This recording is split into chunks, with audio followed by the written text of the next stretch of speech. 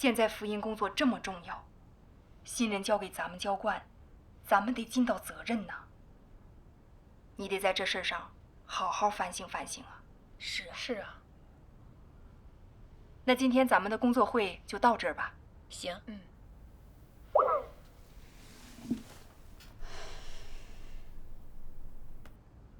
最近啊，又传进了一些新人，得再多安排几个弟兄姊妹去浇灌呢。好，我去通知。你看王鑫和张。哎，我有件事儿想跟你俩寻求寻求。啥事儿啊？刚才刘威当着弟兄姊妹的面给我提建议，说有的新人好几次没来聚会，我也没有及时的帮助扶持，这是不负责任。我说了当时的背景，他又说我是在讲理辩解，我心里就接受不了，就觉得他跟我过不去，故意让我丢丑。其实我也知道他说的合适，可我心里啊就是顺服不下来。哎，你不是有这方面经历吗？跟我们谈谈呗。行。那是去年8月份，我在教会负责浇灌工作。一天带领对我说，有弟兄姊妹反映我聚会之前不了解新人的情形难处，聚会交通解决不了实际问题。还说有的新人没来聚会，我也没及时的询问了解情况。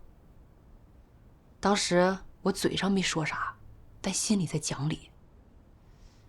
我也有提前询问了解一些新人的情形，只是他们没有回复我的消息，我没有了解到而已。有的新人没来聚会，我有时候是不知道，但后来他们也正常聚会了，这不算什么大问题吧？这心里头不由得对反映问题的弟兄姊妹就有了些不满，就觉得你反映这些问题之前，可以先跟我说说，问问我啥情况、啥背景啊。你这不声不响的就直接跟带领反映了，那带领知道了得咋看我呀？还不得认为我是一个不接受建议、不接受真理的人啊？一想到这些啊，我心里头就堵得慌。虽然也知道弟兄姊妹给提建议对尽本分是有帮助的，应该先接受过来，反省认识自己，不该讲理辩解。是。但一想到自己的脸面地位受损了，就不太想面对这个环境。我也是这种情形啊。过后啊，我静下心来，再回想弟兄姊妹反映的这些问题，发现确实是需要扭转。我就在群里发消息问大家，还发现我有哪些问题都可以提出来。不一会儿，郑毅就把他看到的问题发了出来，也给了一些建议。我这一看这内容，跟带领说的差不多，就猜想，那估计就是他跟带领反映的吧，不然内容怎么这么像呢？一想到这些啊，我心里就不能正确对待郑毅提的问题和建议了，就一条条的给驳了回去。哦，接受不了。是。当时郑毅就在群里发消息说，是你说有问题可以提建议沟通，我们现在提了建议，你咋全是自己的理由，没有一点寻求接受的意思呀？看着郑毅当着这么多弟兄姊妹的面揭露我，我就觉得太丢面子了，心里对他就产生了成见。这是一点情面不给我留啊！你不光私下跟带领反映我的问题，还当着这么多人给我提建议揭露我，这让我的脸往哪儿搁呀？以后我还怎么面对弟兄姊妹？我有啥问题，你就不能私下跟我说跟我提，非在这么多人面前说我吗？你这不是故意让我在大家面前丢人难堪，明摆着跟我过不去吗？甚至我心里头还产生了一个恶毒的想法，这浇灌工作是我负责，以后你要是再这样不给我留情面，那到时候我就找个理由不让你浇灌新人了，不然我在大家心中的形象不就彻底被你毁了吗？当这个想法一出来的时候，我心里头咯噔一下，我咋流露这么恶毒的想法呢？这不是打击报复人吗？是，我心里头有点后怕，就默默地向神祷告。神呐，求你保守我的心能够安静下来，不随从自己的败坏性情做事。愿你带领我能够经历这样的环境。祷告完，我就看到有好几个弟兄姊妹啊在群里发消息赞同郑议提的建议。那你当时咋想的？我这才意识到，原来临到这个环境有神的心意啊！我得先接受顺服下来，去寻求真理，反省自己，学功课呀。是。一天灵修的时候，我看到了神的话。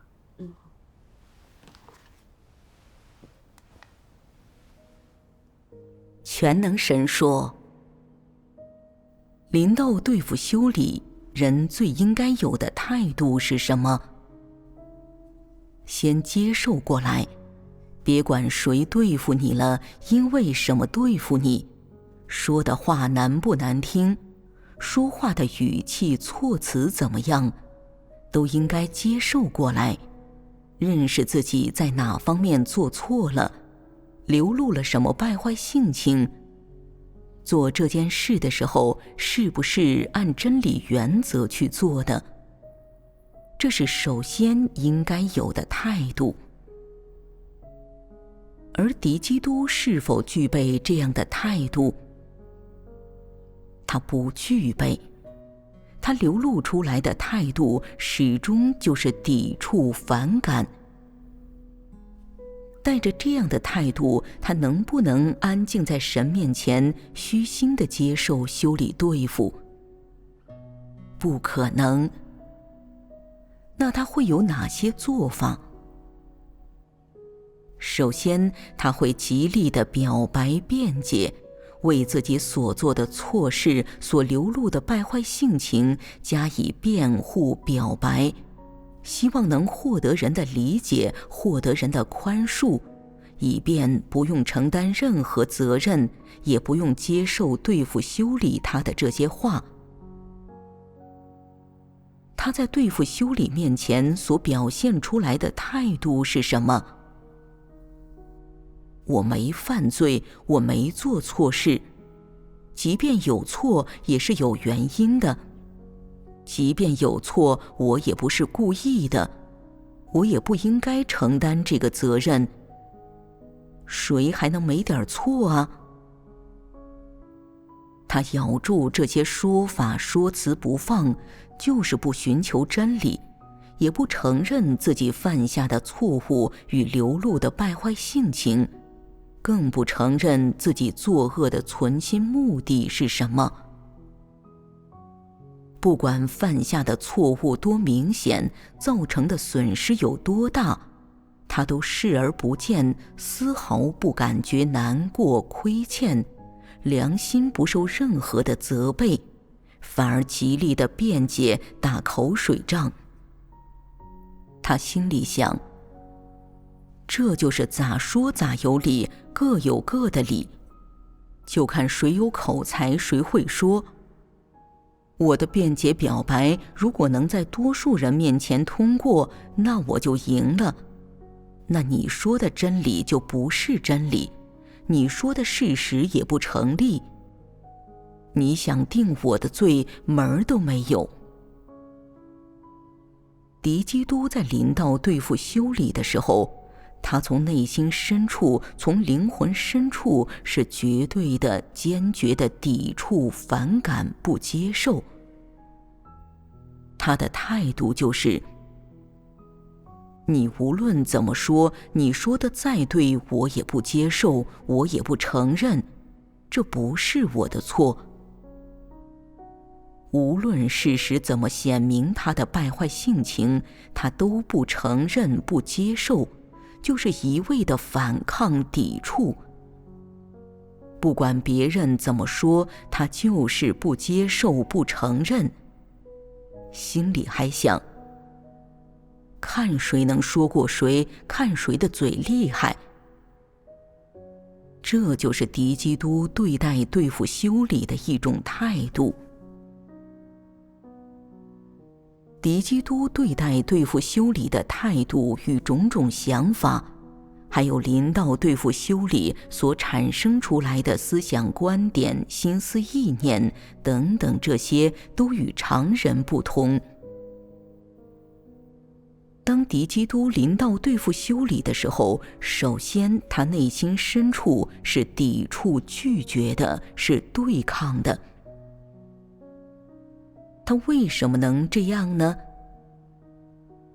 就是因为敌基督的本性实质是厌烦真理、仇恨真理的，他丝毫不接受真理。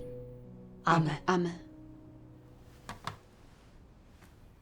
揣摩着神的话，我才认识到，追求真理的人临到修理对付，不管别人说话的态度、语气怎么样，是在什么环境、场合下提出来的，他都能先接受过来，反省自己在哪些地方违背原则了，自己流露了哪些败坏性情，能够寻求真理解决。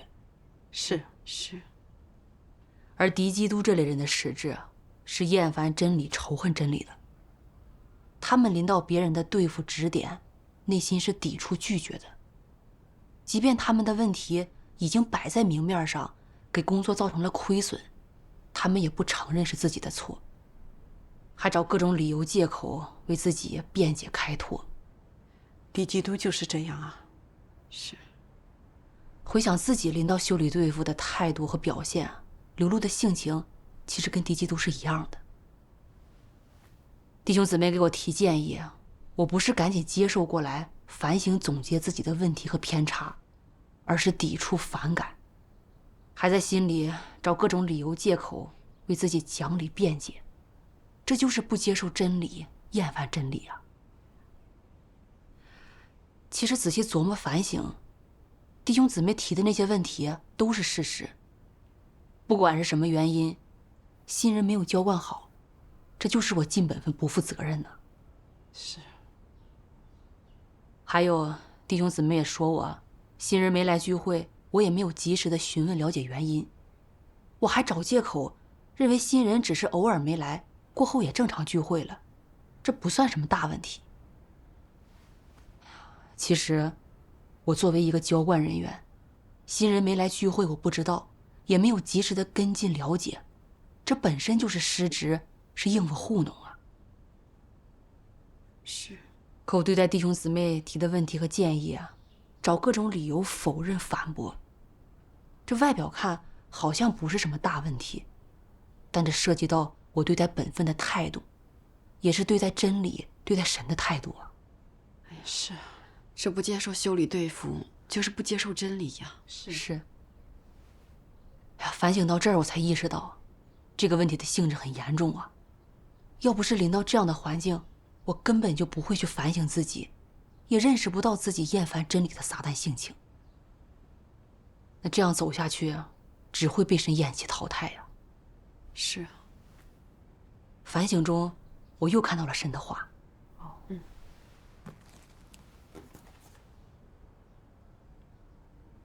敌基督对于对付修理这件事情，他心里是不能接受的。他不能接受也是有原因的，主要的原因就是临到修理对付，他觉得丢了脸面，失去了名誉地位，失去了尊严，让他在众人面前抬不起头。这些东西在他心里起作用，他就很难接受修理对付。他就感觉谁修理对付他，就是跟他过不去，就是他的仇敌。这就是敌基督临到修理对付的心态，一点都不错。敌基督特别喜欢名誉地位，名誉地位就是他们的命根子。没有名誉地位，他们就觉得活着没意思了；没有名誉地位，他们做什么都没劲儿。对敌基督来说，名誉与地位这两样东西，与他切身的利益那是息息相关，就是他的致命处。所以说，敌基督所做的一切都是围绕地位与名誉。如果不是为了这两样，他们可能什么工作都不做。不管敌基督是有地位还是没有地位，他们所奋斗的目标，所努力的方向，就是为了这2样东西：名誉与地位。当他付代价的时候，你看看他为什么付代价；当他为一件事极力争辩的时候，你看看他为什么争辩；当他议论定罪一个人的时候，你看看他有什么存心目的；当他为一件事生气发火的时候，你看看他流露出什么性情。人看不到人的内心，但是神能看到人的内心。神看到人内心的时候，神用什么衡量人说话做事的实质是什么？神用真理来衡量。维护自身的名誉与地位，这在人来看很正当，为什么在神眼中就被定性为敌基督的流露与表现，被定性为敌基督的实质了呢？这就是根据敌基督做一切事的出发点与动机。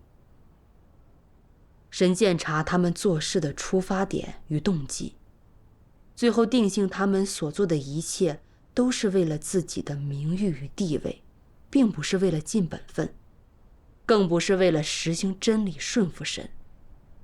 阿们。阿们。从神的话中我明白了，敌基督之所以不能接受修理对付，除了他们厌烦真理、仇恨真理的实质以外，还有一方面主要原因，就是在他们心中把名誉地位看得高于一切。他们觉得谁给他指点问题，谁修理对付他，就是跟他过不去，让他丢人了，损害了他们的脸面地位。为了保住自己的名誉地位，敌基督就一个劲儿的抵触反抗，甚至把对付修理他的人当成仇敌来对待。反省自己也有这样的观点。一开始我知道有弟兄姊妹跟带领反映我本分中存在问题的时候，我就觉得对方是有意把我的问题暴露在带领面前，让我丢人下不了台。还觉得对方发现我有哪些问题，应该先跟我说说，或者私下给我指出来。如果我不接受，再跟带领反映，这才合适。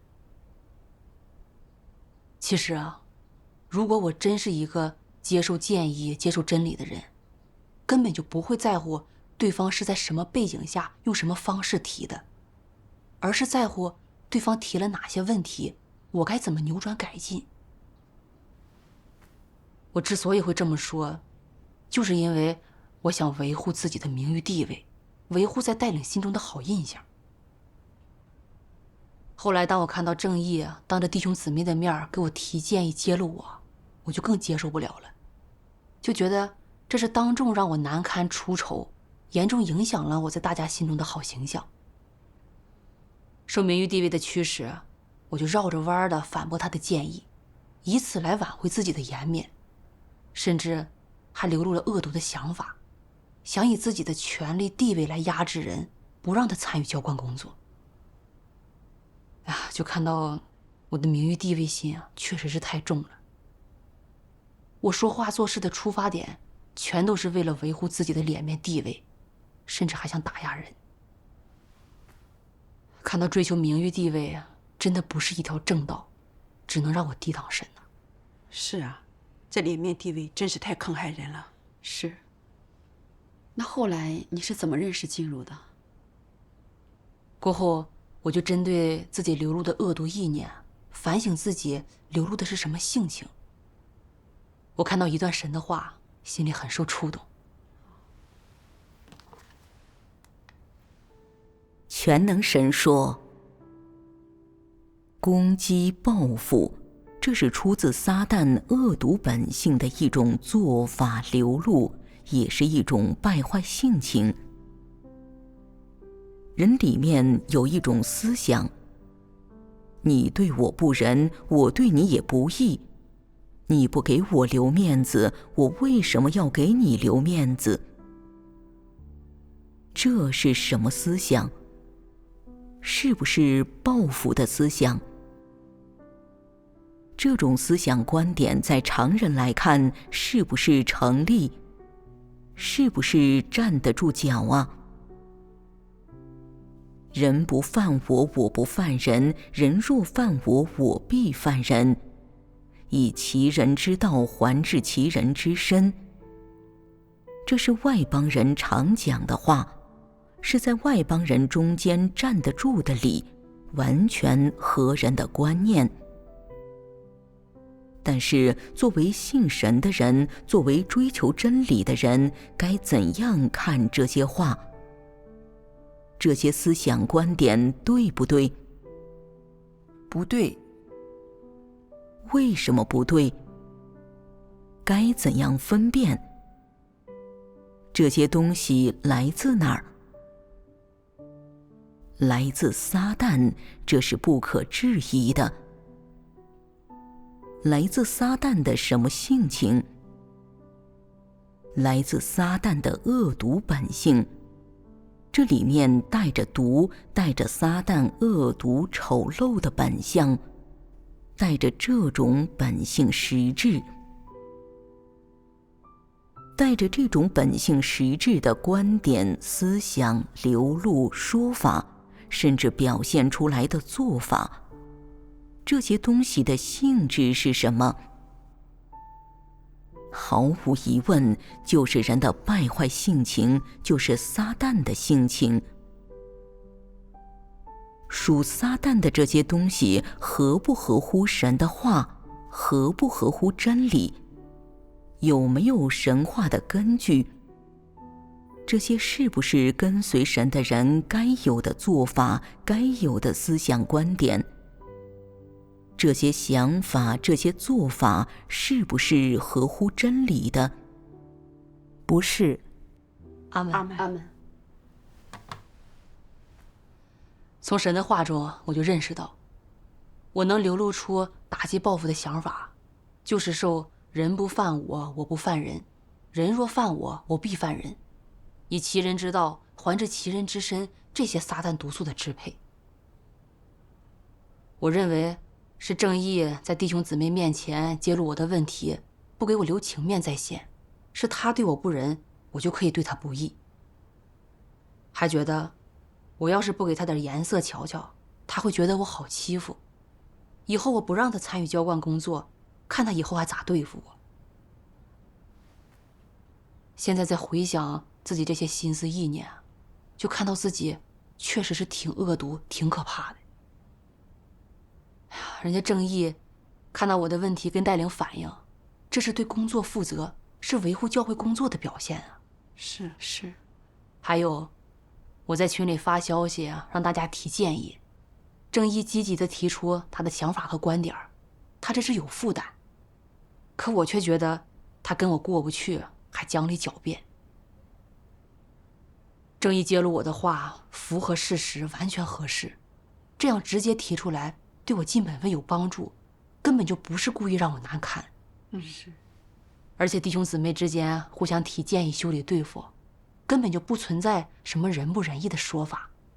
我这样领受，这完全是不信派的观点啊。以往我还觉得自己人性挺好，不会像敌基督那样做出什么打压人、整治人的事儿。借着事实的显明，我才看到我的本性也挺恶毒。之前没做出什么事儿来，是因着没有合适的环境显明。在一定的背景下，我能这样自然地流露出来，这就是我的本性的流露啊。这个时候我才意识到，临到修理对付真的是太好了呀，不然我里面的错谬观点还有撒旦性情，我永远都认识不到，也没有办法去扭转变化呀。是。我心里很感谢神，感谢神。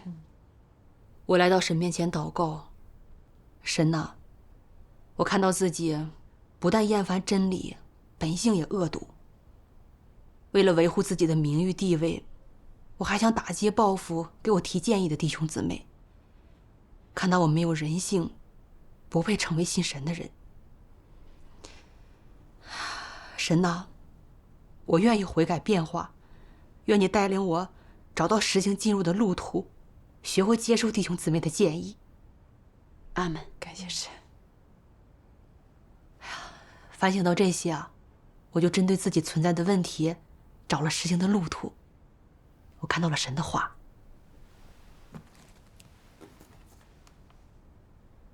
如果在不明白真理的时候，有人给你提了一个建议，告诉你该怎么做合乎真理，你就应该先接受过来，让大家交通交通，看看这个路途对不对，合不合乎真理原则。如果确定合乎真理，那就这样实行；如果确定不符合真理，就不这样实行。事情就这么简单。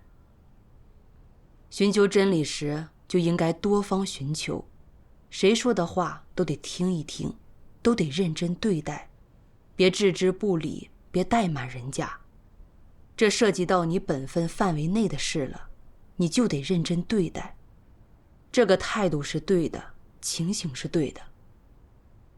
你的情形对了，你没有流露厌烦真理、仇恨真理的性情，这样实行就取代人的败坏性情了，这就是实行真理了。这样实行真理达到的果效是什么？有圣灵引导。有圣灵引导，这是一方面。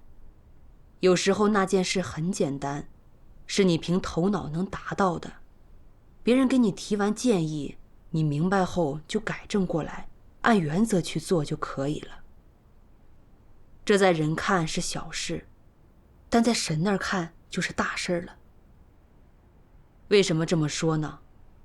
就是你这样实行，在神那儿看，你这个人能实行真理，是喜爱真理的，你不是厌烦真理的人。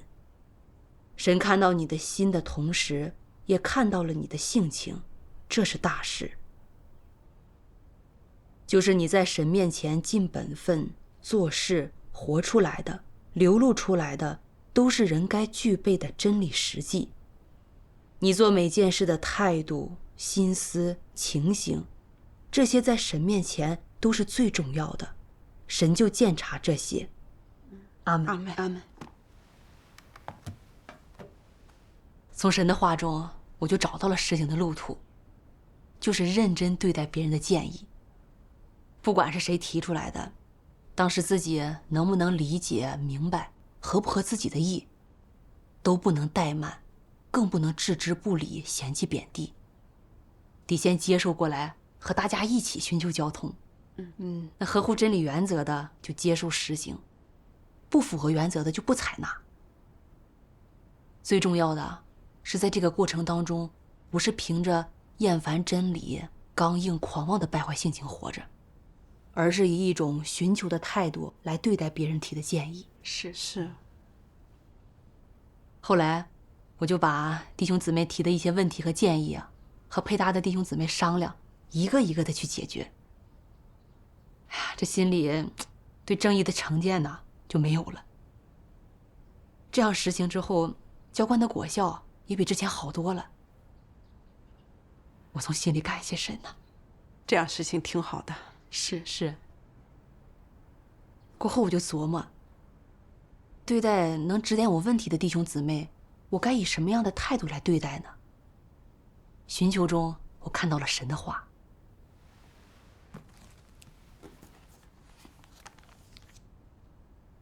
你得靠近能跟你说实话的人，这样的人在你身边对你太有益处了。